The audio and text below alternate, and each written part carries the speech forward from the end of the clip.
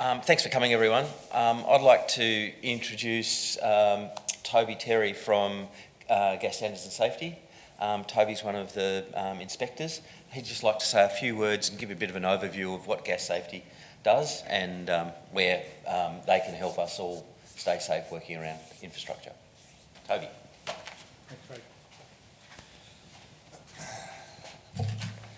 Good afternoon, everyone. So I'm Toby from Gas Standards and Safety, which is an agency within Consumer Building Occupational Services Department of Justice.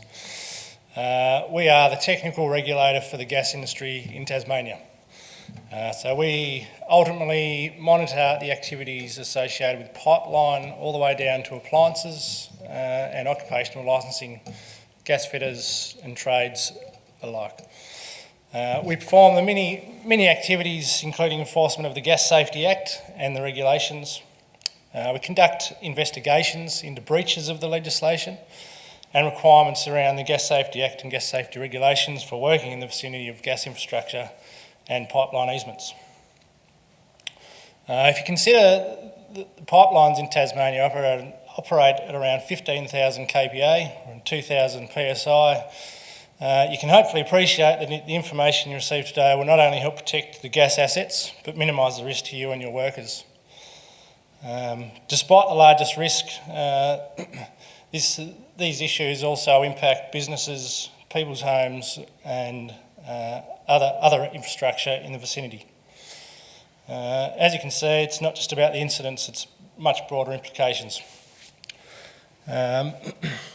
And this is why the pipeline owners and operators are governed by Tasmanian legislation and standards to provide asset information and also perform asset protection services for their assets.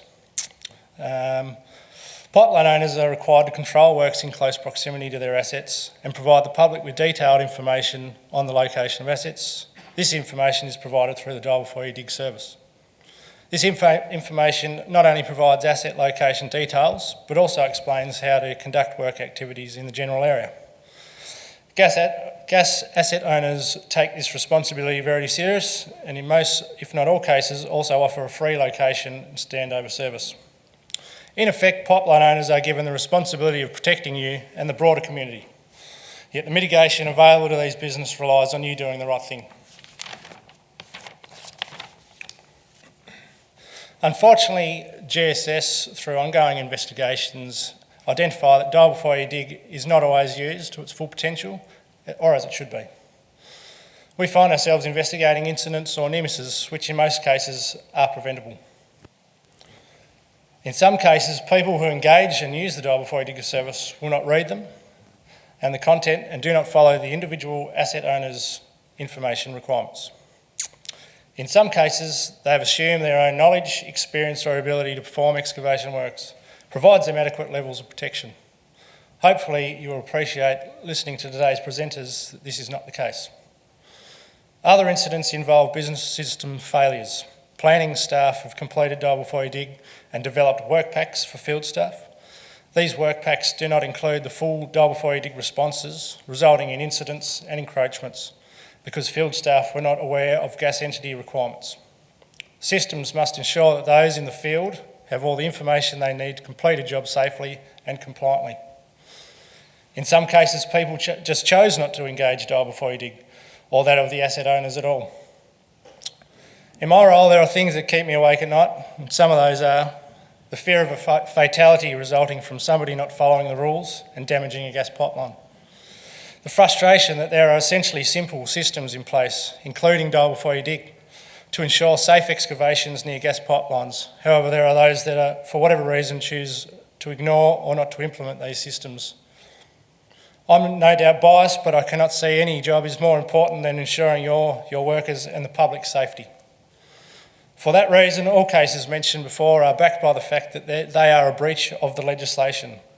And essentially, the legislation requires you to comply with gas entity requirements for working in the vicinity of buried gas infrastructure.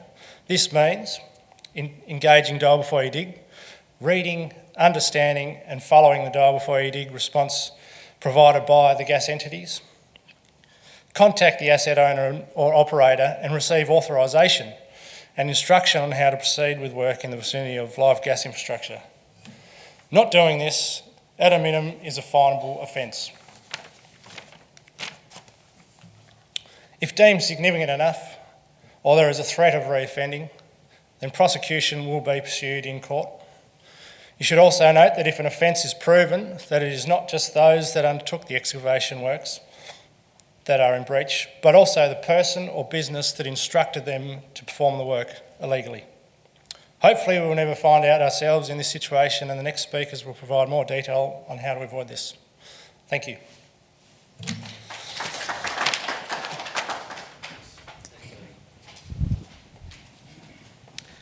Well, thank you, Toby, and welcome everybody today. As Stephanie said, I'm Sue-Anne and I'm a local Tasmanian and I do work for Dial Before You Dig, the Vic Tas office. I go around the state. Lately I've been doing a lot of work with Tas TAFE learning areas, in particular in Launceston and Burnie, fencing, viticulture, horticulture, building and construction, and there is a lot more work to be done. It's the young people that I'm really keen to have them involved in downloading apps and doing the searches, because they're much more technologically brave than a lot of other people. So here we go. So, okay. Now this is the incident. This is the incident that started Dial Before You Dig. Whoops, back. Thanks, Craig. Tremendous heat generated by the burning gas was enough to buckle sets of railway lines running beside the fire. Firemen, police and spectators were forced to keep a good distance from the blaze. Witnesses say they first saw gas escaping from the ground, which soon burst into flames. A D7 dozer, left by its driver, treads still turning, was another victim of the scorching heat. The owner-driver of the dozer, Mr Sam Jakovic of Woodlands, said he was ripping up ground in the area for the SEC with his $100,000 plant when he heard the sound of rushing air. So back to the fence, right? That's where the peg was. SEC peg for me to rip, right? To rip, I dropped the ripper down and I moved off. As soon as I moved off, she just, a gust of air exploded up, right? A gust of air, so I didn't know what the hell was happening, so I just straight out the side for the lick of my life, right? Yeah, did the gas explode while you're on No, she was blowing air and sticks and everything up for about 5 to 10 minutes. 5 to 10 minutes, and all of a sudden I was halfway up the hill there, and all of a sudden she just exploded, and that's it. And the machine's still in there running. Whether it's running or not, I wouldn't know. Firemen at the scene say the heat from the engine of the dozer was the probable cause of the gas igniting. They were forced to stand by while SEC workers went about cutting off the gas that was feeding the flames. At the height of the blaze, the flames could be seen from up to 15 kilometres away. Jeff Parry, ABC News.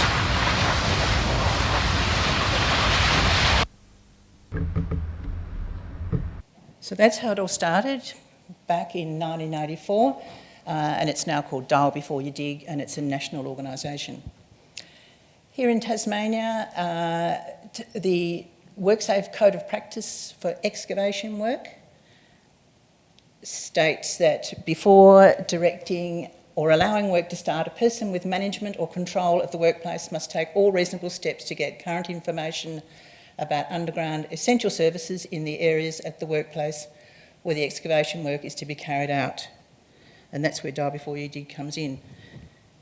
Who here has done a search through Dial Before You Dig? Yeah? Yeah, so quite a few of you. Did you find it hard to do? No? Okay. There have been a few changes. It used to be that you could phone Dial Before You Dig, but from the 1st of July you can only do it through the app or through the internet.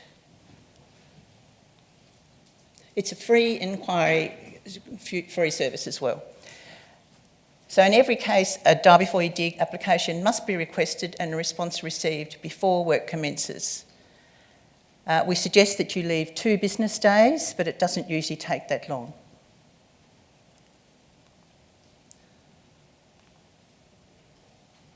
So why does damage happen? It's when people don't follow duty of care and the rules and the regulations. They don't use dial before you dig. They don't wait for information to arrive before starting. They don't have dial before you information available on site. They use out-of-date plans. So Craig, how many days is a Tas Gas search? What's the time period? Yes. The validity of the... Yep, that's the one. With Tas Gas, it's 60 days. Yes. Some of the other organisations have a 30-day expiry on their dial before you dig. Yeah. So, 60 days. so just be aware of that. I think Tas Gas is the only one that's 60 days. Most of the others are... Yeah, most of the others are 30 or 28 days. Don't look for visual clues. Assume the depth or alignment. So you're probably all aware that you can't assume that. Don't consider that assets can exist at multiple levels, because they do. And it can also happen when people don't communicate with others on site or don't adequately support the exposed assets. So the main causes of damage are excavation, drilling, boring, heavy loads in vehicles, vibration, fencing, compaction, subsidence, and heat. And this happened when an electric cable punched through a sewer. So what can you do to protect yourself? Understand the duty of care and rules and regulations and follow the duty of care 5 Ps. Confirm and understand your insurance coverage and download the Dial Before You Dig app, and always dial before you dig. So in the Dial Before You Dig world, duty of care is the 5 Ps. It's a moral or legal obligation to ensure the safety or wellbeing of others. And we promote plan, prepare, pothole, protect, then proceed. So as I said before, you can no longer make a phone call to do an inquiry. So you can do it either online or through an app. So we're all the users. We contact Dial Before You Dig through the app or online. And it goes to the Central Inquiry and Notification Service. And Dial Before You Dig then sends a notification to us via our emails to let us know which of the members that are registered with Dial Before You Dig in the area that you're conducting the search have received your request. Just take note here in Tasmania of our 29 councils, 17 are members. So there's still 12 councils that are not members. So if you're doing a search, say, in Huon Valley, they are not a member of Dial Before You Dig, or in West Tamar, so you must go to the councils yourself to get the information about that parcel of land. So all those members where the search area is will then send information to your email address about the assets in that area. So you register for an account at www.1100.com.au, create an account and verify your email and select sign in. Enter your username and password, and once you're logged in, proceed to lodge an inquiry.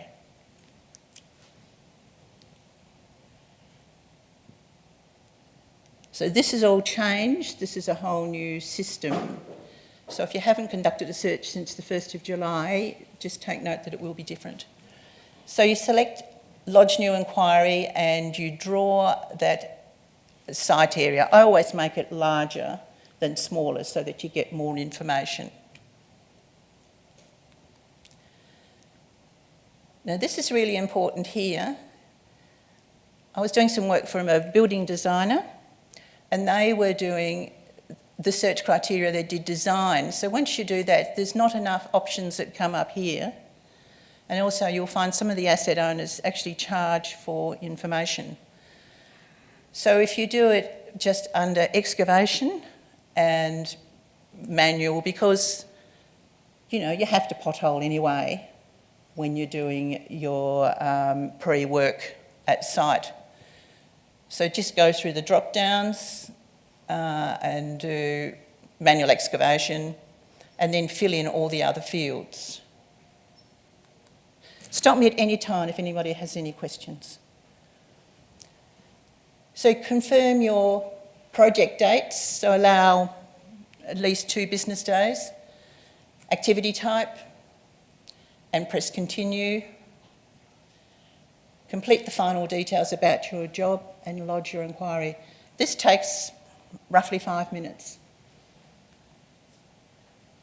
And down the side here, on this new platform, you'll find all the asset owners who are registered with W4UDIG, all their details.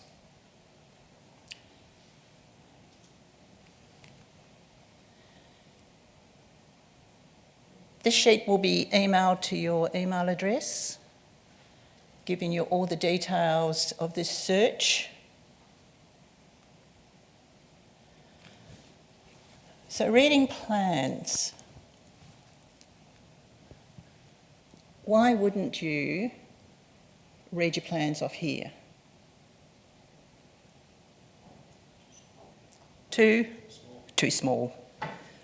Another reason. If you're not on site, all the people on site can't see it. So it's really important that you print the plans. And another thing is that some of them are coloured, so that you need to print in colour.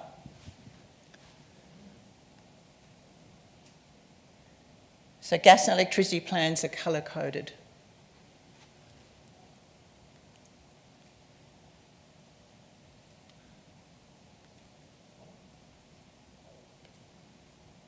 There's a lot of information on the W4UDIG website. There's also frequently asked questions. Yes? Sue-Anne, what are your thoughts on iPads? I know a lot of businesses are going paperless, trying to obviously do the right thing. Yeah. From the powers that be. Printing a lot of paper isn't always practical or even the right thing to do if you're trying to save on paper. So Yep. are iPads and things like that more suitable than the phone? They are suitable. However, that's still, if you're on site, everybody on site needs to see it. So not everybody on site may have an iPad.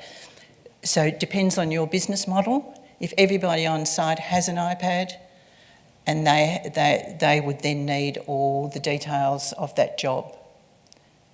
Yeah? So I personally would print it. And then you can write on it and you can use it at your pre-starts. And particularly with your younger workforce, they need to learn so that they're doing the right things in the future. Happy with that? Yeah. Now, W4UDIG is a not-for-profit, member-based association, and it's a single point of contact for our users to get the asset and infrastructure information. We provide education and awareness sessions around the state to protect excavators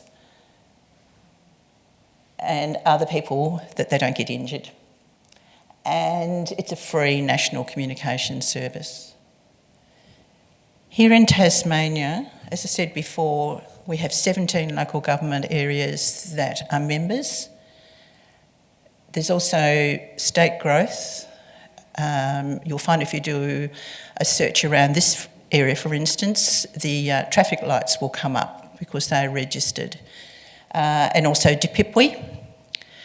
So if there's an Aboriginal heritage area, they will send you a desktop survey to be filled out, just to make sure that you can dig in that area, because it may well be of Aboriginal significance. We have gas, electricity, phones, water. In other asset owners, we've got Devonport Airport, for instance.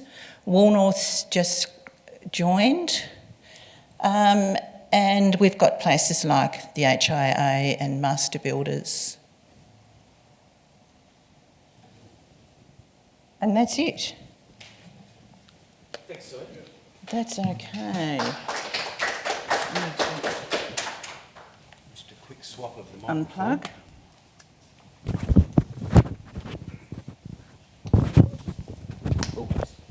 I will be around later if anybody wants a hand with downloading apps, things like that. Okay, thanks everyone. As Stephanie mentioned before, my name's Craig Large. I'm the HSE manager at Tas Gas, and I've been there for about 13 years. We've been doing rollouts of gas awareness presentations to business for most of that 13 years, and I think in about the last 9 years I've done about 8,000 or 9,000 people with various organisations. So I'll preface this with, this is a bit of a dumbed down version of ours for this forum, but if any of your organisations want me to come and do it with your workers out at your sites, we are more than happy to do that. So just get in touch with us and I'll come out, we'll organise a time and come out and talk to your workers about it. So we'll get underway. How many people know a bit about natural gas? Does anyone have natural gas on at home? One, two, couple? So natural gas in its pure form, as it comes out of the ground, is a colourless, odourless, tasteless gas. You can't smell it, you can't taste it, you can't see it. It's mainly methane, so CH4, with a few other heavier hydrocarbons in there as well, like protein and butane. Propane, I'll get it right eventually.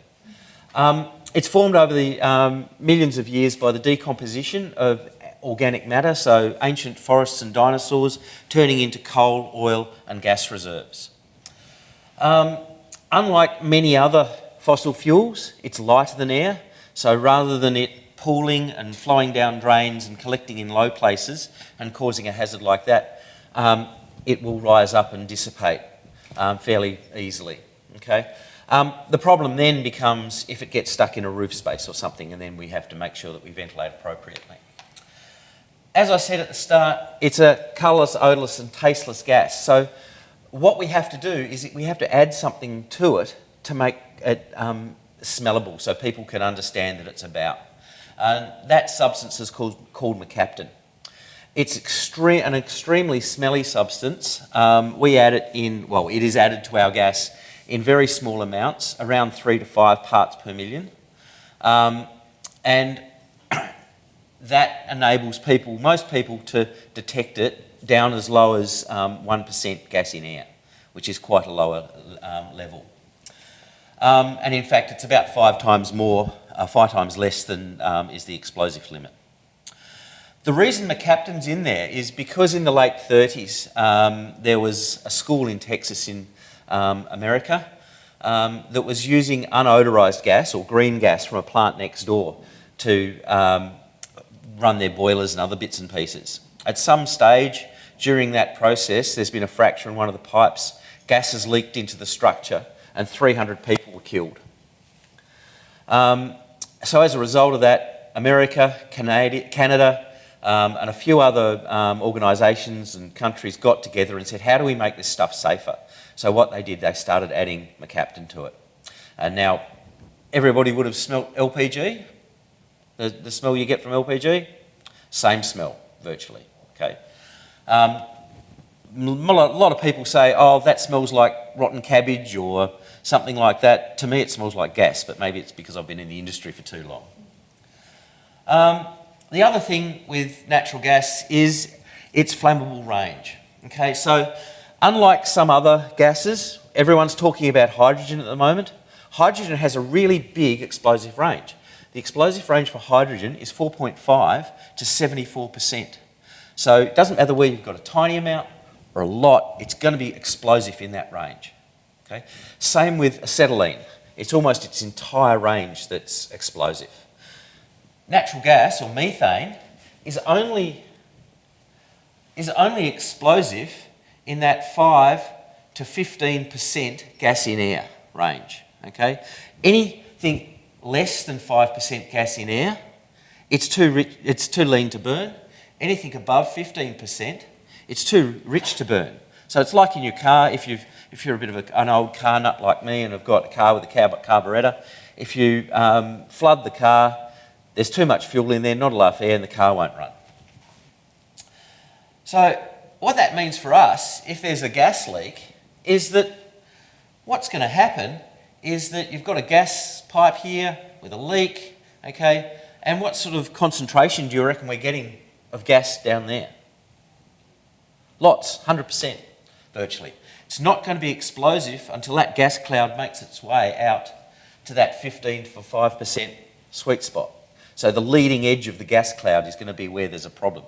So it's probably not the guy on the excavator unless there's been an ignition source initially. If there's gas pooling around, he needs to jump out of his machine and do what the bloke on the video did and scarper up the hill.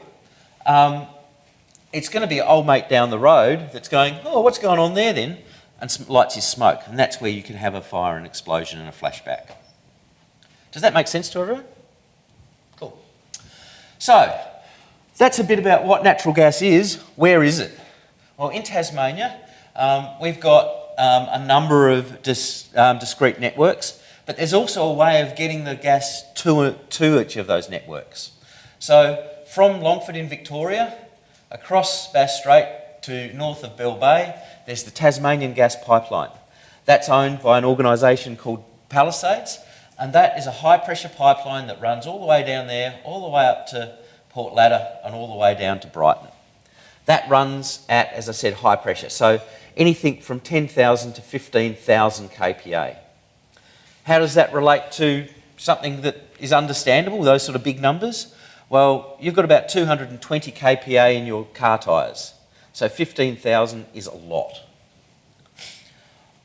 Off that, we've dug down, we've connected our equipment to it, and that's where we take gas off. So we've got 8 networks, which are made up of approximately 750 kilometres of plastic pipe, about 46 kilometres of steel pipe, which runs at a higher pressure, and all of our pipes are on the dial before you dig system. So wherever you do a dial before you dig, you will be able to come out and locate that pipe for you. The steel pipe, our steel pipe, runs at up to 5,000 kPa, and it's classified as strategic pipe. We've got about 10% of the network that's made up of a heavier walled plastic pipe, which runs at 1,000 kPa. That's also strategic pipe. And then we've got the rest of the network, which is made up of the normal PE, which runs at 500 kPa, which is still twice the pressure of a car tyre, so it's still significant pressure. The 46 kilometres of steel pipe, that's where we've got our highest level of focus on because of its the high potential, because of the pressure. It's up to 200 millimetres thick. You'll find it between 900 and 1,200 deep, and 99.9% of it was open cut. There's a small percentage where there are river crossings or road crossings that have been drilled in, but most of that stuff was open cut. We've also got, as I said, 10% of the network, which is the SDR9, which is the heavier wall poly pipe. Runs at 1,000 kPa. You'll find it between 750 and 1,200 deep. And again, most of that was open cut, excavated in, as opposed to being drilled in. There's a small percentage where there are crossings. The rest of the network is made up of the thinner wall stuff. 750 to 1200 deep, operates at 500 kPa, and most of it is non-strategic. So the exception would be where we've got an area, a discrete network, say a housing development or something, that it's the only feed in, that might well be classified as strategic, but 99% of it's non-strategic. Those terms, strategic and non-strategic, become important when you get your dial before you digs, because it says what level of compliance that you have to working around those networks. The only other stuff we've got out there is service pipes. Whoops, going too far. Go back a bit. Service pipes. So service pipes are the bits of pipe that come off the main, 90 degrees to the property line, and they run at 500 kPa, the same as the other, but they're only between usually 20 to 32 mil thick, and in the road reserve they'll be 750 mil deep. Once they're in the property line they can come up to 450 deep. Okay. Now, having said all of that about the depth of cover, there are areas where excavation has taken place, the level of the road has changed, so in some cases that depth of cover might not be 150% correct. Okay? There's a lot of stuff, a lot of infrastructure out there, and it's not just our infrastructure, it's everybody else's. So where we say it's 750 deep, say it's in that area and we have to locate it and we have to pothole to make sure that we're safe working around it. So we're, as Sue-Anne said, a registered member of dial before you dig, and we provide automatic responses to all inquiries within 25 metres of our asset. Okay, so if you put in an inquiry and some of our asset is within 25 metres, you will get a response on your dial before dig. Okay? Once you've got that, it's your requirement to get in touch with us and we'll come and mark up for you. All of our markup services, all of our dial before you dig services and all of our standover services are free. We do not charge for any of it. Okay? We are also the only ones that are allowed to mark up our assets. Okay? There's a number of organisations out there that do asset location. They're not permitted to locate gas assets. Only ourselves or our contractors. Now, if you're in the north, Paneltech are one of our contractors and they run a location service as well as another part of the business. They're allowed to, but they would be the main exception. There are a whole lot of other stuff that would indicate our gas pipes around. So we've got curb markers, we've got high pressure gas main signs, so if you're driving along the Brooker, you may see some of those around, and then there's cross-country pipelines or valve pits that are valve pit signage that's warning that there's gas in the area. What you'll receive in your dial before you dig, you'll get a cover letter saying what there is, whether it's strategic or non-strategic, and it'll explain what you need to do. It contains some ways of getting hold of us. It gives you some advice around gas emergencies, and it contains relevant plans and drawings, not for you to mark up, but to give you an idea of where it is, and then we'll come and mark it up for you and make sure that you know where it is. And if at any time you have any questions, our guys are more than happy to come out and answer the questions for you. So there's a few things around asset protection. This is a slide that comes out of the dial before you dig, and it gives you some fairly easy visual clues what you're allowed to do in particular distances. So there's our gas pipe. Within 1 metre, you can only do these things, or you have to comply with these things. Within 5 metres, you have to comply with these. 25, these, and then outside 25, there's a whole lot of other stuff that you're allowed to do. So if you're working within 25 metres of our steel pipeline, there's a couple of key things. Ring us. Get our engineer to do an engineering assessment, and we'll probably have a technician on site when you're doing your excavation. So engage us as early as possible. We've only got limited number of staff. We get something like 21,000 dial before you dig inquiries a year, and we've got 3 staff three technicians in the northwest, 2 in Launceston, although we are engaging more, and we've got 3 guys in Hobart. So please make sure that you give us a ring as early as possible, and at least 48 hours, and then we'll come out and attempt to work as closely with you to make sure that the risk to you and your workers and the risk to our assets is minimised. Around strategic PE, again, you'll have to have a third-party works agreement. You may need a standover within 1 metre, and you just need to remember to book us to come out and provide those services. With non-strategic pipe, all you really need to do is do your dial before you dig, contact us to come out and do a location. We can do a location for you that's either while you're on site, or we can mark it up without you on site. We're more than happy with either. If you've got any questions, just ask our tech. And there's a couple of other things that we need to remember. One, if you're doing any blasting within 100 metres of our assets, please talk to our engineers before that happens. As I said, we have free location services.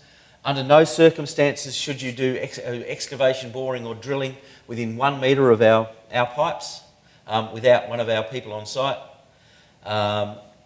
Third parties must be issued with a third-party works agreement or an engineering assessment. If you're using vac trucks, now this is something that Toby brought up a little while ago. Some people have been asking him, do we have to get a dial before you dig if we're using a vac truck since it's non-destructive? Yes, you do. You're breaking ground. Okay, so if you're breaking ground, you have to get a dial before you dig. Vac trucks, we much prefer you to use a vac truck because they are less destructive. But if you are using a vac truck, we would prefer that you'd use a vac truck with a nozzle pressure less than 135 bar. And if you've got queries or concerns, give our engineers a ring and they can talk you through the process. As we talked about earlier, dial before you digs for us are valid for 60 days. And if at any point you're working around our assets and you either accidentally damage or scar a pipe, or you find a piece of pipe that has been scarred, give us a ring so we can come and assess it and make sure it doesn't fail down the track. Okay. There's quite a few things out there that tells you gas is around. We've got valve pits out in the ground. So in the streets, you'll find things that look like this. We've got valves under there. This is a cocon. Basically, the cocon is there. It's a pressure reducer, a huge pressure reducer, and it reduces the line pressure of, say, 5,000 or 1,000 down to 1,000 or 500 kPa. So there'll be, around these things, you have multiple pipes going in and out. Meters, okay, all of these 3 are gas meters. It just depends on the application. So this one here is an industrial meter. This one here is a commercial. You might find it a laundry or a hotel. Like here at the Grand Chancellor, they've got a bank of these. And you might find something like this on the residence, okay? Mrs. Smith at number 57 that heats her house, does her cooking, heats her water, okay? They all look different, but they all do basically the same thing. Inside, well, I'll use the simplest one. Inside this is a set of bellows with a known quantity. As the gas flows through, it opens and closes. And as it opens and closes, the numbers here tick over and counts how many cubic metres of gas that's used. Our billing area then uses that to work out how much gas has flowed through the system to charge the retailer so the retailer can charge their customers. They do exactly the same thing in a slightly different way. Underground, you'll find a few things, okay? In an open cut excavation, you'll find bedding material, typically FCR. You'll find pipes, now whether it's 1 or 2 pipes, and there may be other infrastructure buried with it. This is optical fibre that was buried with some of our pipe. That's owned by the Tas government. Above the pipe, directly above the pipe and 300 millimetres below the ground level is some marker tape, yellow marker tape that says warning, natural gas or live gas. and that has a wire running through it. That's what we use for locations. Okay? If, when you're excavating, you break that, either twitch the wire back together or come and give us a yell so we can come and replace the section, so we can continue to easily locate our pipe. You might find some other things where pipe's been drilled in. You might find just tracer wire. Over the steel pipe, where it's shallow, you might find concrete capping or a combination of those sorts of things. The other thing is gas pipe, like all other infrastructure, doesn't always run straight. Okay, it has to go up and around, or like in the shot in Sue-Anne's, where the electrical cable has gone through a sewer, it might be accidentally going through someone else's infrastructure. Hope not. So as far as damage goes, third-party damage is the biggest danger to our assets. Excavations typically, also directional drilling. This particular incident that is here, this was up at Devonport in Nickel Street in 2008, if my memory serves. What happened was there were multiple failures. Now, anyone that works in risk or works in HSE knows it's not one thing that leads to an accident, it's multiple things that all line up and then you end up with a problem. Well, in this particular case, when our asset, the pipe, was put in, the contractor wasn't quite as scrupulous about his drill log numbers. So what had actually happened is the pipe was at the right depth. Unfortunately, where it passed this hydro pole, instead of being 1.5 metres separation, it was about that far. So roll on 6 years, an old mate comes along, contractor for Aurora, doing works on their poles, and he goes, right, well, I need to put a pole stay in. I'm only working on my infrastructure, so I don't need a dial before you dig. And off he goes. Unfortunately, that pole stay did that to the pipe. All of a sudden, he's got a gas leak. There's natural gas flying everywhere. There's dust and stuff flying around. He's got a hell of a fright, dashed off down the road. There's residents that needed to be evacuated. Police and fire got to play with their lights and sirens and block off the road. And then our guys had to turn up and fix the problem. So it wasn't necessarily this guy's fault. He didn't have a dial before you dig. The contractors had stuffed up in the first place. But if he had have had a dial before you dig, there would be that block for that failure, because what would have happened is our guys had come up, trace it out, and, oh, hang on, why is that trace so close to that pole? And they'd have recognised the issue and it wouldn't have happened. They could have fixed it. This particular incident led to a whole lot of changes around the way we did things. For a start, where possible, we try not to direct drill. Sometimes it's not possible to avoid that. Councils don't like us digging up their roads all that often, which I can understand. It's also a bit more expensive. But the other thing that we changed was wherever we've got a pit open, or wherever someone has given us, we have to do a standover, we'll come out and we'll run a GPS. So we know we can actually realign where our pipes are. Rather than relying on back of curb information, we've got a direct GPS placement of the pipe that we have in our mapping system. And we run a whole department just around mapping where our pipes are, which for a network that only has 15,000 customers is actually quite special. So what happens when it all goes badly wrong? This is a case study. So back in 2017, we were doing some works around our steel pipe in Hobart that goes from out at Brighton all the way into Clare Street. And during that, we were running a thing called a PIG, or a pipe integrity gauge, through our pipe to check the integrity of the pipe. So does it have the right wall thickness? Has it got any dents in it? That sort of stuff. So as we were doing this, we discovered that at 19.7-ish kilometres through that pipe on its way to Clare Street, there was something wrong with the pipe. There was an internal dent of about 18.2%. And the pipe was actually out of round. It was deformed. So we went, oh, there's a problem there. So what we did, we went in, we drilled down, and it was possibly the worst place it could have been, in the middle of Derwent Park Road, under a rail crossing at about 5 metres deep. So we dug down, and what we discovered was that. Now, the quicker amongst us would go, hang on, that yellow and black pipe above it looks like gas pipe. Well, you'd be right. This pipe here, which is our steel pipe, which you can see dented, when the driller put this piece of pipe in, they've hit the pipe and done that damage. Was it our gas pipe? Well, actually, it was our pipe originally. Unfortunately, the driller that put it in there had done some work for us previously and could have kept some leftover pipe, and they were using it for a sewer main that they were putting in for someone else. So our asset manager, Andy Bambridge, when he saw that, just about had a heart attack. Oh God, we've done it to ourselves. But it turns out that it wasn't even a used sewer main. It had failed all the tests from Glenorchy City Council, so it was actually just abandoned. But there's a whole lot of damage that this thing's done. The other thing to note here is you can see that looks like bright metal there.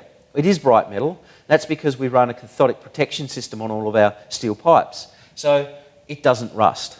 Same thing with your hot water cylinder or on boats. You have a sacrificial anode which rusts, so your pipe doesn't. So that's pretty impressive. That was in very wet underground conditions for 6 years, no more than that, a long time, and it hasn't rusted. So that was a good thing. When we actually got down to actually do something about it, the whole thing cost us about $500,000 to repair, which was non-recoverable because the contractors had gone out of business. What we discovered was, the section of pipe itself at a couple of points down around here and down around here had been reduced from 4.8 millimetres down to 1.8 millimetres. And this thing was rated to carry 5,000 kPa gas. So if we ever had have taken that above 3,000 kPa, the calculation said that would have failed, and failed catastrophically. So that piece of pipe did a pretty good job. What do I mean by catastrophic failure? Well, based on the energy discharge rate for this pipe, so this size pipe with this pressure in it, with this volume of gas issuing,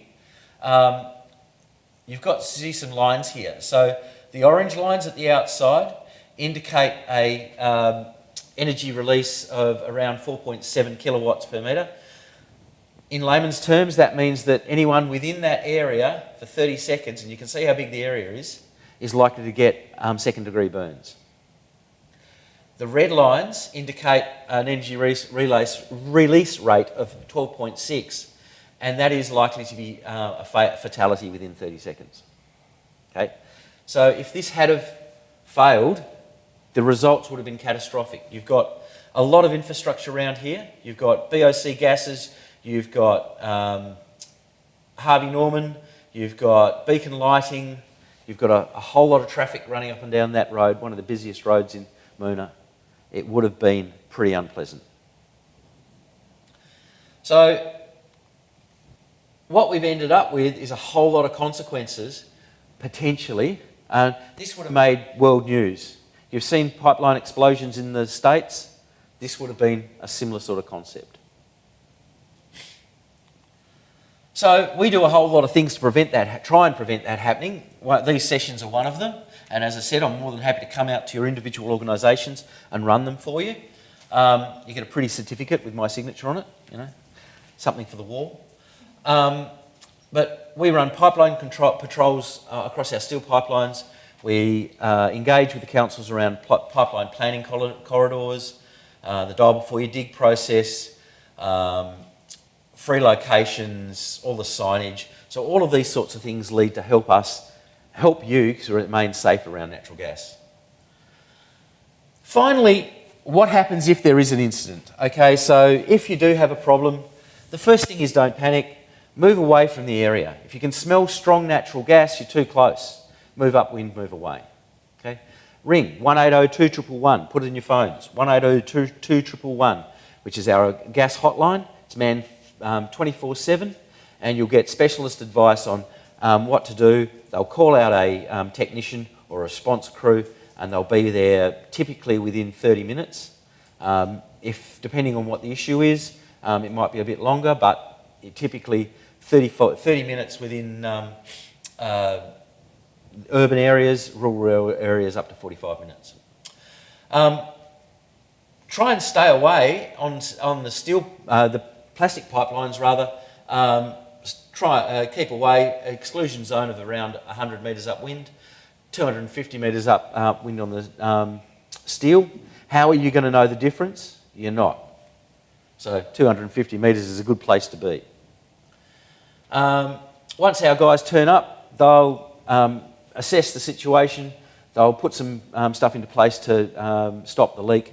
And once they've done that and organised everything else, they'll have a chat to you and you'll be able to go back and finish your work. Okay? So our role is to look after our pipelines, but it's also to make as easy as possible for you guys to work around it. Okay? You guys are the experts in doing what you do. We're the experts in what we do. And if we work together, we can all remain safe around gas assets and we all go home safely at the end of the day, which as a health and safety professional, that's what I want, okay? And that's what WorkSafe Tasmania want, and that's, I'm sure, what all of you guys want and your employees. And that's it from me.